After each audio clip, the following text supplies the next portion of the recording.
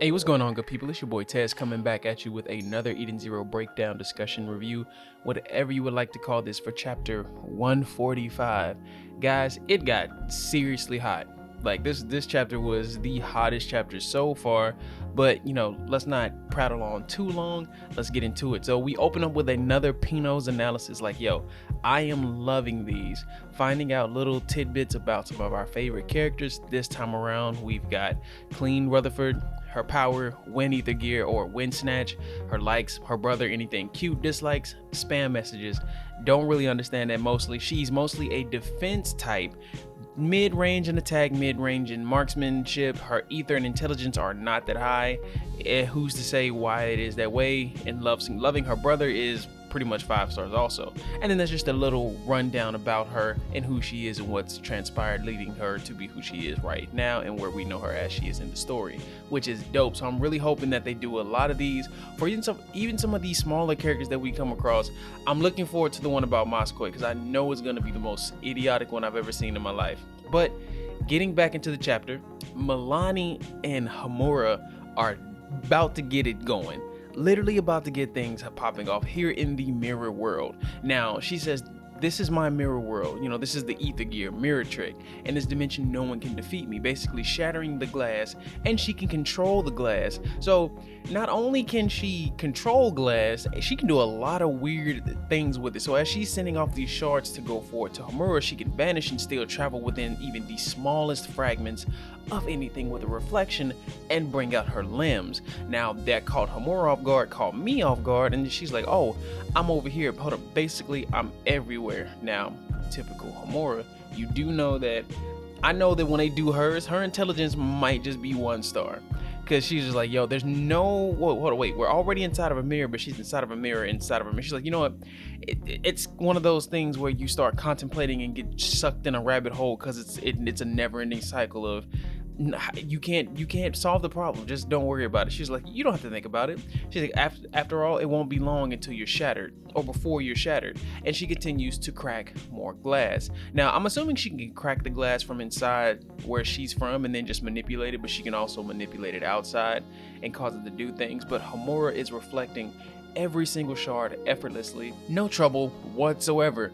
Now, even Milani's impressed that she can actually do this. She's like, but when I'm inside the mirrors, no one can catch me. I'm impressed you can do this. But Homura actually catches her, slashes her outside, and Milani's thick. I'm just gonna say this, like, she's actually kind of thick. Wasn't expecting that, but she's like, how did you find me? And Homura's like, because of your incessant prattling. So you talk too much, basically.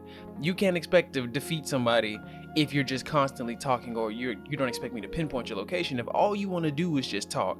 She's like, still, I'm surprised you managed to pinpoint my exact location. In that case, let's try. Then she tries to send off more shards, but now this time, as Homura is reflecting them, she has herself reflected back in this and is causing herself damage. So Milani's ether is like, it has so many combinations of abilities and skills from different things I could pull from that just make this super dope. So now it's kind of a battle of, do I reflect these and hurt myself, or do I get hit by them? It's a double-edged sword. Like, Homura cannot win. She's like, you see, now all you can do is defend yourself. But while she's trying to defend herself, she pulls out a bunch of her own reflective body parts, hands, legs, and feet, in, mirror world finisher. She's basically Brule and Nico Robin in one. I'm just like, dog, how is this possible? Like, I'm not even mad at this. Yo, if Robin could do something like this, boy, I'm like, let's not. We're not talking about One Piece. We're not talking about One Piece. But golly. So Homura's just done got completely beat up. She's like, I do hope you'll stop underestimating the Empire. I don't know who you and your little friends are, but you chose the wrong people to fight. She's like, I'm one of the chosen rulers of the Io Cosmos. We are the Ocean Six, handpicked by Poseidon Nero himself. Like, put some respect on his name, you know what I'm saying? And Homura's like, okay, bet. Well, I am Homura of the Demon King's 4 shining stars, the sword that will guide the Eden Zero to Mother, and this sword is trembling with the need to strike down the Empire's evil. deeds. Like, come on, like you can't retort at me and not expect me to give you back these same comeuppance and verbiage. You know what I'm saying? Like, I'm into that. Watch out. So she's like, evil. We fight for the people of the Isles, like, but that does not include the lives of androids. Androids are machines.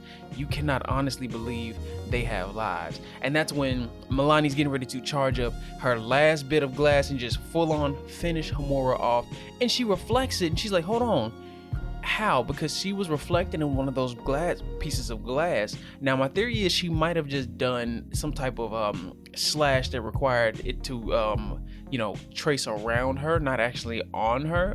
Like I said, I'm just thinking, we don't know yet. But even Milani's kind of thrown off. She's like, but that mirror was reflecting you. That means nothing. Not as long as you fear the pain. And she's like, you can't be serious. And this is when we see, mirror made ultimate attack, Odin's strike. Now look at Homura. Where are you going? Look at Homura. Like, just look at the girl. In bro, even Milani, she was like, yo, my mirrors are breaking. They're breaking. This power is the ether's critical point. Overdrive. I'm just like, bro, look, she looks so fire. I mean, completely fire. Now, I don't understand why that she ends up looking like a cat-eared woman or a cat-eared girl, but I'm not gonna question it. But yo, we got, like I said, the spoils from last time. She got her overdrive. I'm looking forward to seeing way more of this fight, or even just when she gets to use it again, because it is going to be epic. But now, this is my thing with her overdrive. Now, is this just going to be the overall base form of her overdrive, or will there be any other instances? We do know the varying forms of her sword also have other animalistic type names, so maybe her overdrive reflects those. I mean, I'm just spitballing here in the dark. But guys, like the video, comment. All this helps me out in the YouTube algorithm. I'm definitely trying to grow this channel. I enjoy bringing this content to you. Gravity punch the subscribe button and make sure you got the notification bell turned on. And like always, y'all be good, be blessed, and I'll holler at y'all next time. Peace.